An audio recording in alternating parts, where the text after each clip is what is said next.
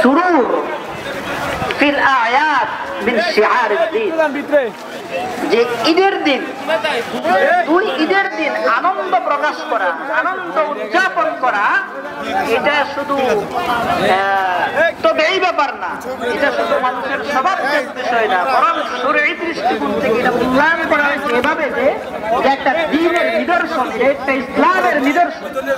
সুবহানাল্লাহ।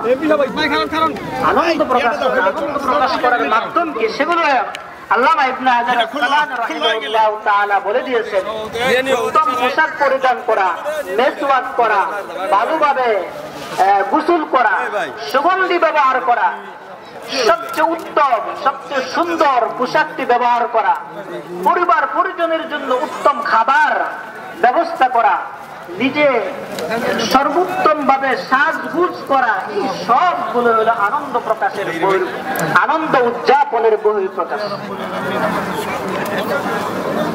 আমরা যারা ডান পাশের গেট দিয়ে ঢুকতেছি, দয়া করে আমরা একটু ভিতরের দিকে চলে আসি এবং চলে এসে যে ফাঁকা জায়গাগুলো আছে আমরা একটু পূরণ করে বসি।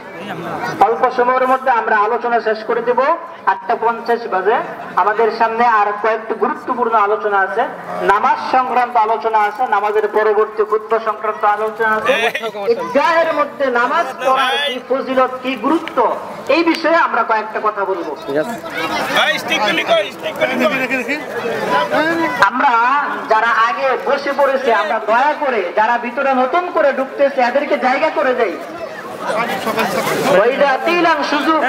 আল্লাহ তাআলা বলেছেন, যখন তোমাদেরকে কোনো মজলিসের মধ্যে জায়গা ফাঁকা করতে বলা হয় তখন তোমরা